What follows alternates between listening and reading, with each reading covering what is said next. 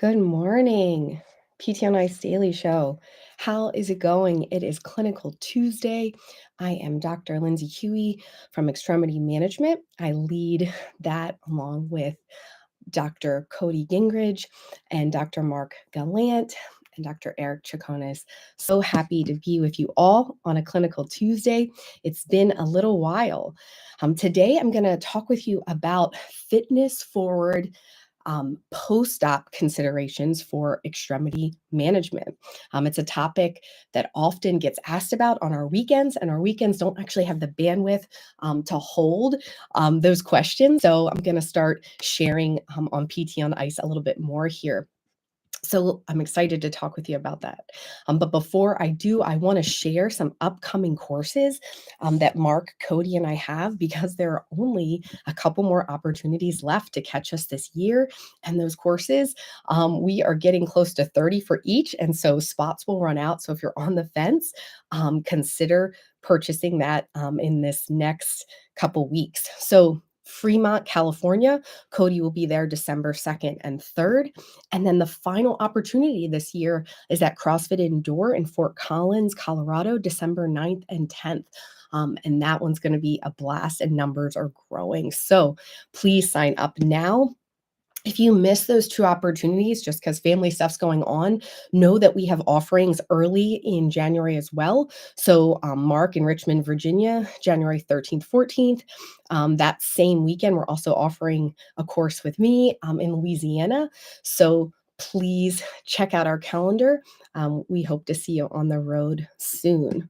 So today's topic at hand, we're going to dive into what does a fitness forward approach look like when we are managing extremities post-operatively. So I want to first just talk about the framework generally, and then use an example. And the example today we'll talk about is total knee replacement.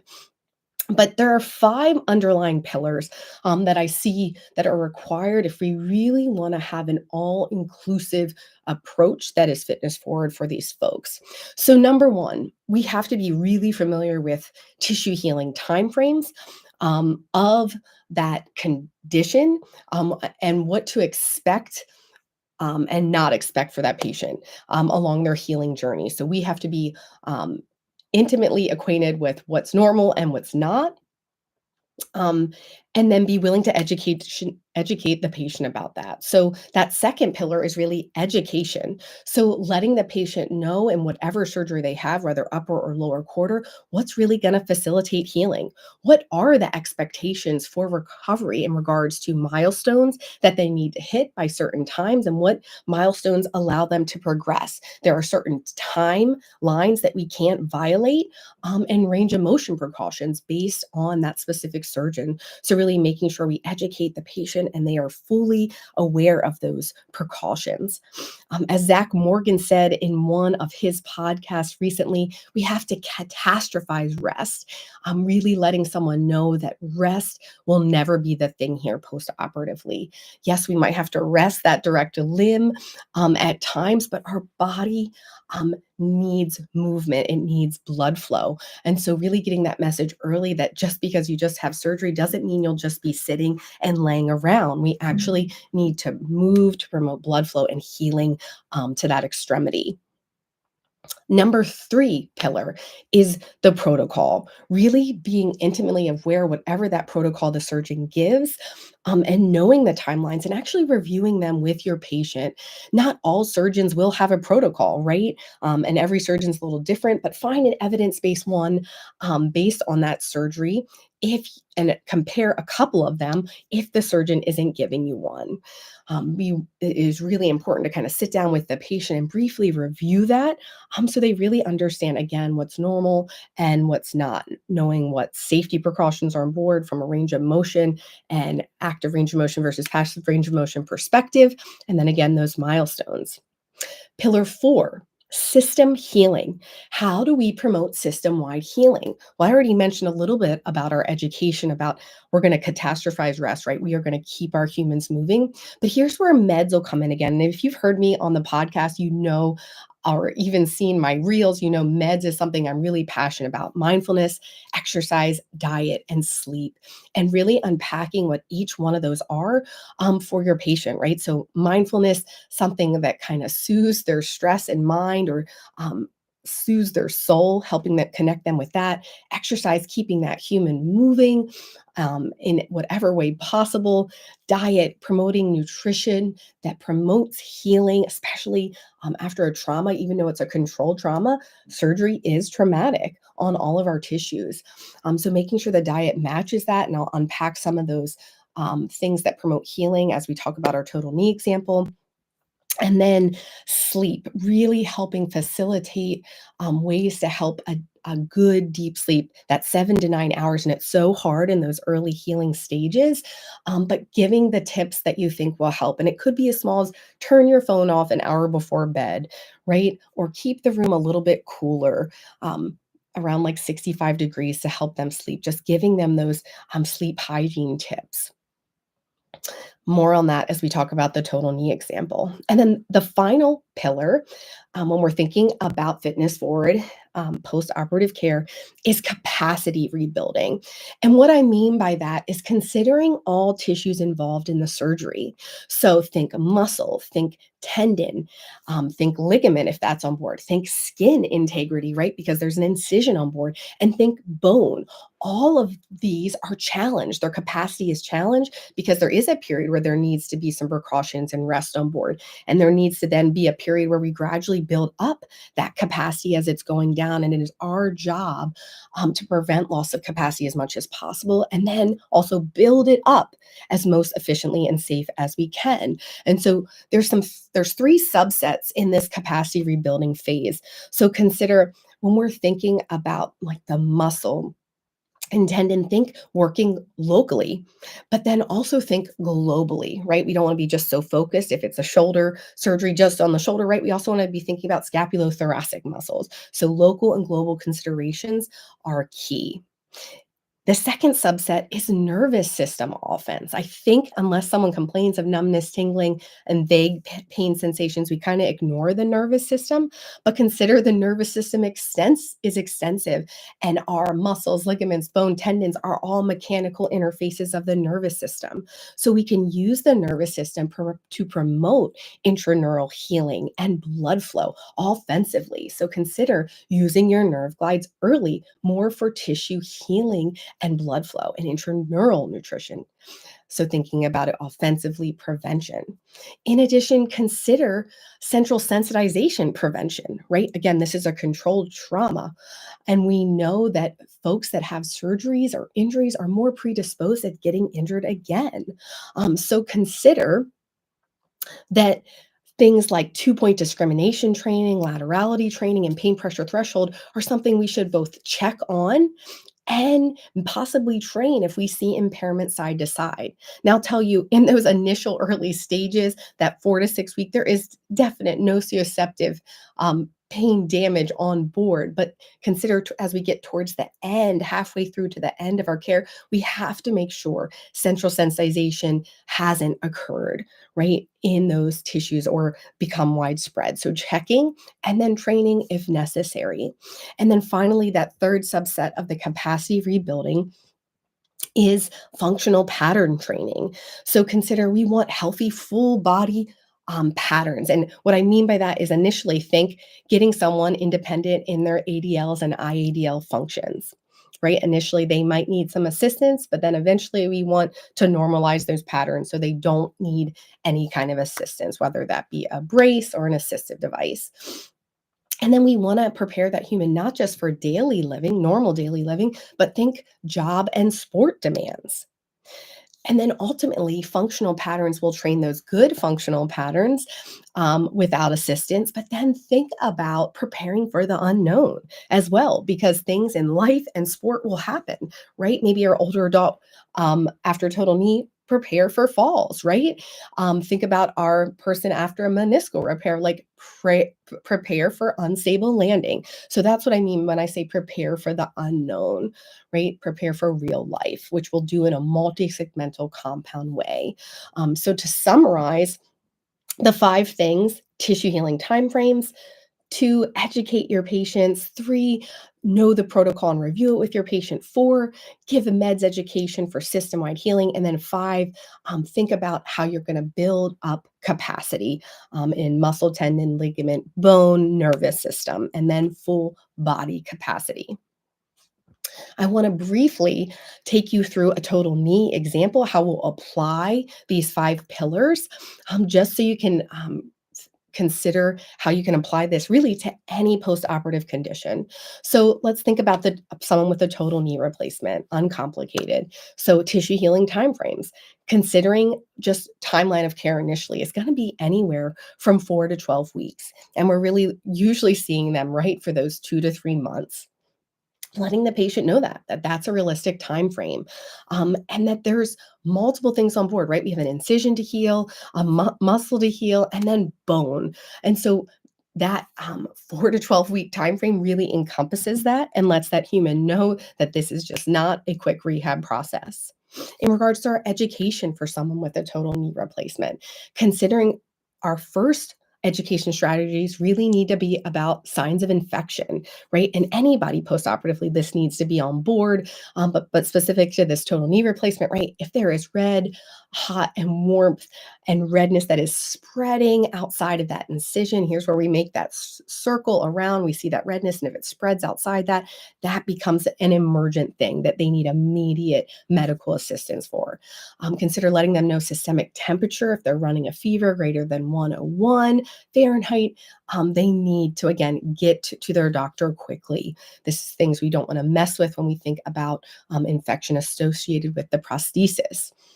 If there are dramatic increases in pain that are debilitating, another coinciding sign of infection. So that needs to be a part of our initial early stages of education. And then obviously we're educating about our HEP and its importance, but then we need to get into some of that nitty gritty of what facilitates healing. And I can't keep echoing Zach Morgan enough that we need to catastrophize rest, that letting that patient know that they shouldn't be sitting or laying around more than 30 to 60 minutes at a time. They need to keep moving so that systemic healing can happen. Giving them specific movement HEP parameters about exercise. And we'll talk more about the specifics on this in the med section for holistic wellness. But a walking program or cardiovascular program is crucial with someone with total knee replacement, because we know of the underlying metabolic disease that coincides those that are getting a total knee replacement. And then again, in our education bucket, expectations for recovery, which includes the protocol and then just specific functional milestones. That third pillar, protocol, when we think about our total knee replacement, there aren't very hard and fast range of motion precautions like we would have in like a meniscal repair.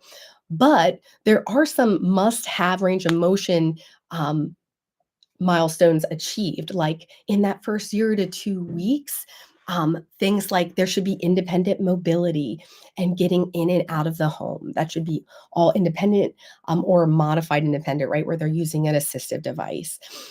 In that 2 to 6 week mark, they should be at 0 degrees of knee extension, right, to promote that terminal knee extension in gait. Anywhere from 0 to about 105 degrees of flexion is that goal in that first 2 to 6 weeks.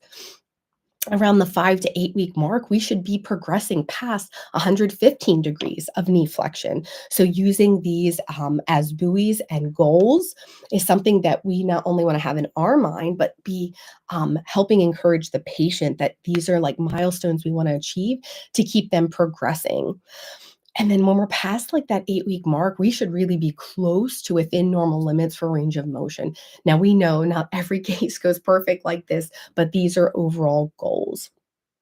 And by the end of our time in therapy, so think that 12-week mark, and this is where you can really set up the patient, here's where we're headed, is a normal step through gait pattern, right? That doesn't require an assisted device ideally. Reciprocal stair climbing, step over step, unrestricted standing and walking to complete life tasks. If this is an athlete, getting them back to their athletic demand. Because we do have some of our total knees are, in fact, athletes, and so don't hold them back if they are. But consider for our everyday human that just wants to get back, let's think about Betty getting back to her taking care of her grandkids and gardening. Like, we need to make sure that she can get on and off the floor, that she can kneel on that prosthetic and feel confident in that to get up and off the floor for her grandkids. So consider those timelines. When we think about system-wide healing, for the person with total knee, and this part also applies, to anyone that's had a post-op or is had an operative condition, mindfulness. So I already mentioned, right? Some kind of stress relieving strategy, whether it's breathing, journaling, maybe it's just sitting or walking outside, but giving them something that kind of soothes the soul and the brain. Exercise. This is not just the HEP, right? Working on specific impairments. It's not just about quad sets and straight leg raises. This is actually working through a walking program for someone with a total knee. In the beginning stages, it might just be in phase one, working on a 10-minute walking daily. But then we want to eke our way to that 30-minute mark, right? Because we want to meet that minimum of 150 minutes a week of daily activity. Again, think about underlying metabolic disease. The person with a total knee replacement has to build up to this to help fight systemic implications. And so, whether that is ideally, it is walking, getting their walking tolerance up to that, but it could also be biking, right? Think cycling and or swimming. Nutrition. So when we think about diet, that D in meds, we're thinking about nutrition that promotes healing, right? Making sure they're eating enough protein to heal that incision and help heal the trauma associated with the surgery. They're getting hydrated enough, half their body weight in ounces. That they're eating foods rich in collagen. Think bone broth, sardines, organ meats, because collagen has been associated with improving healing. Things that are vitamin C rich, think citrus fruits like oranges, and our cruciferous veggies like broccoli and Brussels sprouts, and tomatoes are another good source of thinking about vitamin C. Bromelain. Eat pineapples. This helps reduce pain and swelling. Assuming this is okay with their doctor and nutritionist and their pharmacist, right? Not interacting with any meds. All of these natural foods will help boost healing. So just giving that general knowledge, it can be really helpful in the healing process. And then I already mentioned sleep, the importance of 7 to 9 hours of sleep, giving sleep hygiene. And you can see past podcasts to talk that talks about sleep hygiene tips, or even just message me and I'll send you some. But in the person with total knee, it's not just about how to get them to sleep better, but it's giving them some education like, don't put a pillow under your knee so your knee is flexed all night. And then you're fighting to walk into that terminal knee extension we've been fighting for with the quad set multiple times a day. If you're going to put a pillow under the leg, make sure that the knee is straight, right? Think about maybe talking to them about a wedge pillow so that they're elevating that limb above the heart to help with swelling that is ongoing in that total knee replacement, but that doesn't put that knee in a flexed position. So when we're thinking about sleep hygiene for the person with total knee, it matters how you sleep, those positions of rest. And don't fall asleep with the ice machine on, right? This is asking for ongoing stiffness, and if it's cold enough, possibly even doing some damage to the local skin tissue. So we don't want that. So think about your education on sleep is a little bit different with that person with total knee. And then finally, because I'm running out of time and this is a topic that is rich and I don't want to take any more, but capacity rebuilding after this last point. So think about that's the muscle, tendon, bone, nervous system. So when we think local, think about skin integrity and prescribing scar massage as soon as that incision is healed. I'm really working on scar massage, think working along as a T and an X, and then specifically focusing on that distal 1/3 of the incision is going to be really paramount in care and getting that knee moving. For local exercise or local muscle, we're thinking exercise the quads and hamstrings, right? For global, we're thinking above and below the knee. Think about working the glutes, glute max, glute med, but also your hip flexors and to work on your stairs. And then think below also your plantar flexors for stair climbing, and think ankle mobility for squats. When we think about nervous system offense, this is one where I think it's an untapped source, but for that intraneural healing and blood flow, think about using sciatic nerve glides for all that posterior tissue tightness and or those folks that actually have complaints, right, of pain going down the leg. Often it's a secondary result of just an antalgic gait pattern, but get them doing that early so that doesn't become a problem. Even some of our folks have some femoral nerve or saphenous issues. So think about doing some femoral nerve gliding if there are medial and lower leg issues, just that on off pumping. And then, in regards to preventing central sensitization, just consider checking and screening our 2 point discrimination, our pain pressure threshold, and our laterality training as we get further out in our rehab and closer to discharge to make sure that this isn't impaired. And if it is, then we train it. And then finally, our functional pattern retraining for someone with a total knee. We really, in the early stages, will teach them in a modified way to be independent in their ADLs and IEDLs. But then we wean off of that, right? We want to normalize their gait pattern. Think we go rolling walker to cane to independent ambulation. Even in our sit to stands, initially we'll allow that kick out, right? When someone's going to sit down, but eventually we want them to use that knee flexion. So we'll have them keep that leg in place and no longer kick out that leg. So consider our functional pattern changes throughout the healing process. But eventually, no matter what, we build up squat pattern, deadlifts, we prepare for falls by falls training, and we prepare for that human for kneeling as soon as that incision is healed and they feel comfortable. This is how we train in a multi-segmental way for life after total knee. I have usurped my time on the PTO Night show 21 minutes in. So this is just one small example of someone with a post-op extremity condition and how you can approach it with a fitness forward way using the 5 pillar framework. No, in a total knee, there's minimal precautions, but there are a little bit more precautions on board in other conditions. Appreciate how you can apply this in both the upper and lower quarter. Join me in a month, the day after Christmas, actually, to talk about post op incision management. I appreciate all your time to listen today about a fitness forward approach to post op care. Happy Clinical Tuesday, folks.